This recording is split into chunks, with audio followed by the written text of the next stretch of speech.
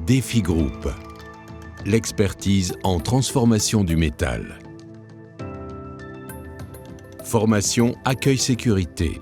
Bienvenue sur le site de Défi Group. Sur le parking, le stationnement est interdit devant les issues de secours. La vitesse est limitée, vous devez rouler au pas. Le stationnement est réglementé. Il s'effectue en marche arrière afin de faciliter la sortie en cas d'évacuation. La consommation d'alcool ou de drogue, la prise excessive de certains médicaments ou psychotropes diminue votre vigilance et augmente donc les risques d'accident. Leur introduction et leur consommation sont strictement interdites dans l'entreprise. Les équipements de protection individuelle, appelés EPI, sont mis à disposition et sont obligatoires selon l'opération effectuée. Lorsque l'ambiance sonore est supérieure à 85 dBA, vous devez porter des protections auditives.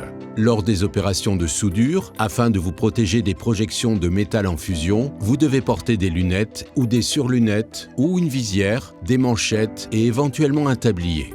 Nous évoluons dans un environnement dangereux. Le port de chaussures de sécurité est donc obligatoire pour tous. Lors de la manipulation de pièces huileuses et ou coupantes, vous devez porter des gants de sécurité.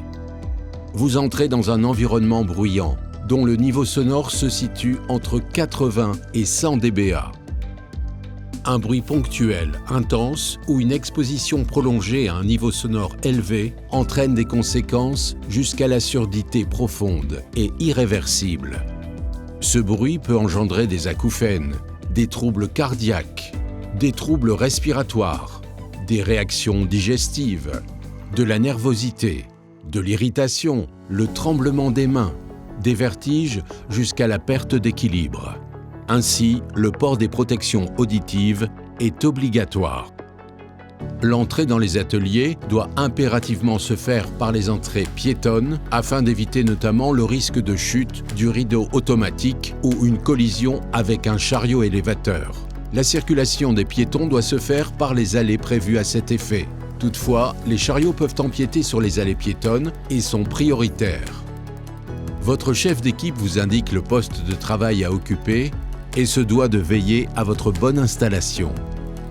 Chaque poste de travail est équipé d'une fiche de poste sécurité dont il est impératif de prendre connaissance. Toute personne non habilitée et non autorisée à interdiction formelle de conduire les équipements de manutention à moteur. Toute intervention sur les installations électriques nécessite une habilitation spécifique. Seul le personnel habilité du service maintenance des équipements détient la clé des armoires électriques et peut y avoir accès.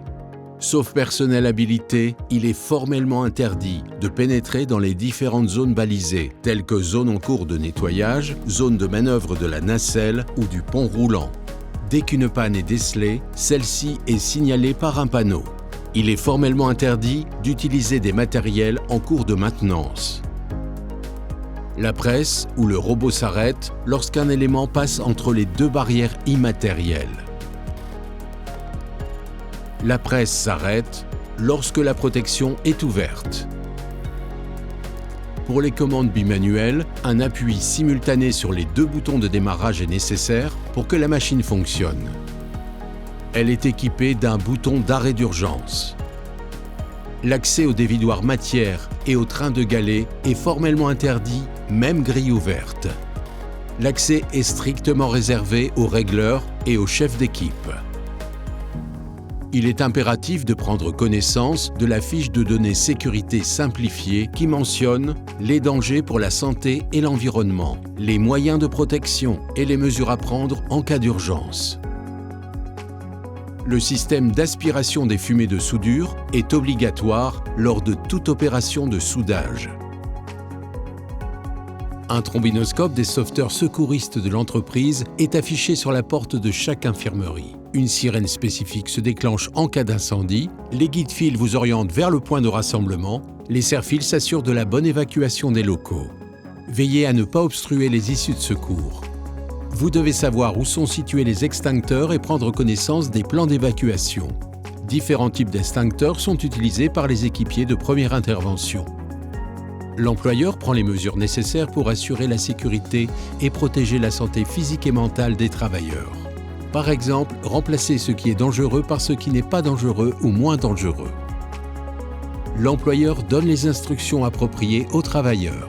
Il incombe à chaque travailleur de prendre soin, en fonction de sa formation et selon ses possibilités, de sa sécurité et de sa santé, ainsi que de celle des autres personnes concernées. Il est nécessaire de mettre chaque déchet dans le contenant approprié. Votre sécurité est notre priorité absolue, mais rappelez-vous chaque jour que nous évoluons dans un environnement dangereux. Restons très vigilants et prenons soin les uns des autres. Merci pour votre engagement.